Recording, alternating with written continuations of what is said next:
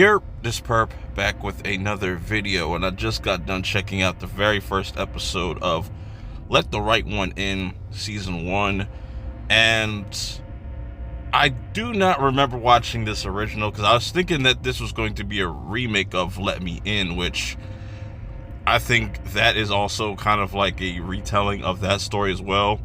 Let me know in the comments below, should I watch the original Let the Right One In? I forget exactly what year that came out, but yeah, I was just bored and I wanted to check this out, and to my surprise, man, I think Showtime has another banger. They're really going crazy with these horror shows. But anyways, let's get into this review. The first 2 minutes are really dope because you have this guy right here at the lower right corner. He is obviously the father to this kid, and he mentions like this is going to be your first time being able to see the sunrise in such a long time, and he has the most gleeous look on his face. So the sun starts to rise, and this was a really dope shot because you get to see like the reflection of their eyes. That was really dope. Then all of a sudden his skin starts to just burn the hell up, bro, like he's just on fire. And then we cut away and we get introduced to all the different characters that we're going to follow in this series, or at least in this first season. The first character being Mark. He's kind of like this weird traveler, I should say. And he has his daughter in this little suitcase. And I like how they use kind of like Morse code to communicate with each other. On the other side of things, you have Naomi and Isaiah. Now, you might recognize the actress that's playing Naomi. She was also Jukebox in the original Power, so that was really dope. It was really dope to see a lot of familiar faces throughout this series. Like, you've seen this guy, Mark, in tons of different shows and movies and whatnot. But Mark, he moves in next door to Naomi and Isaiah, and things start to get really eerie. But I like how they're building up these characters. They're setting them up. Like with Naomi and Isaiah, the father's really not in their life as much because he has an addiction problem. Right now, when you meet him, he's like 3 months sober, and she doesn't really like him coming around like that. You know what I'm saying? And this story is going to get really, really tragic and sad, I can tell, just based on how this whole entire first episode really ended. So moving along, you see Mark wasting no time setting things up, closing the blinds and everything, even cutting himself because he has to feed his daughter. She needs to survive by drinking blood. And while all this stuff is going on, as they're trying to get settled, they hear there's rumblings or just on the news of multiple serial killings going around. And just based on how the bodies look, it's definitely nothing human. You know, it's definitely a vampire. And I like that they're alluding that there's other vampires out there. We don't know how many, how good they are of just hiding in plain sight and whatnot. So another interesting thing about Naomi's character, I'm drawing a blank on the actress's character, because in the OG Power, she was also a cop, but now she's a cop in this one again. So you have that going on while Mark has to find a job. He comes across John Murphy, that's all I can call him, you know what I'm saying, from The Leftovers. But you also probably see him in Walking Dead and see him as Franklin's dad in Snowfall. But he already knows of his arrival.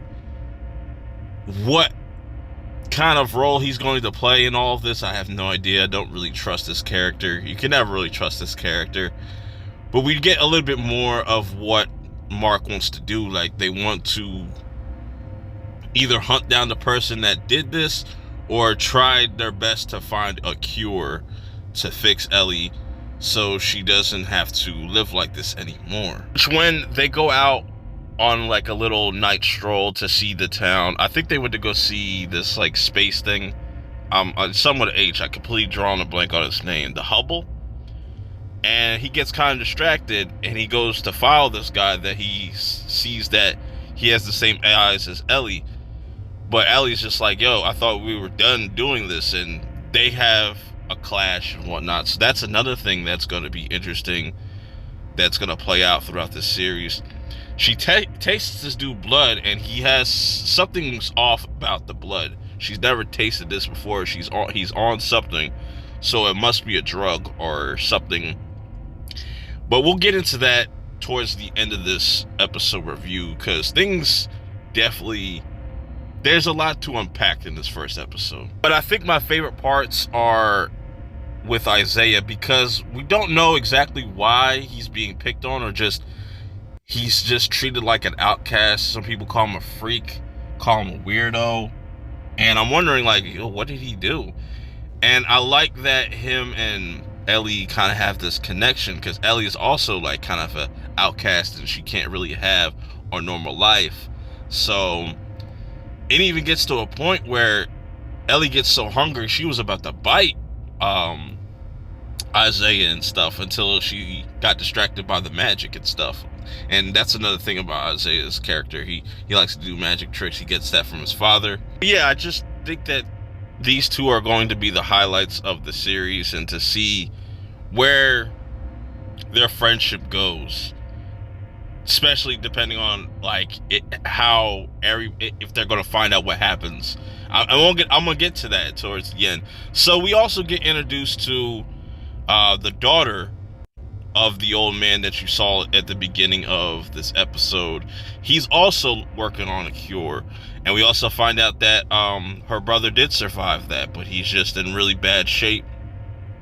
Now, I'm not sure if she's going to turn sides and try to actually find a cure, or she's going to be like some secret villain. Right now, I don't really care for that. But this is what I really wanted to talk about. So Mark starts to kind of do his own investigation, trying to figure out what this drug is. And he doesn't know who this guy is. He doesn't know that this is Isaiah's father. And he starts to press him about like, yo, where did you get this? What can you tell me about this drug? Don't give me any wrong answers. I will not hesitate to kill you.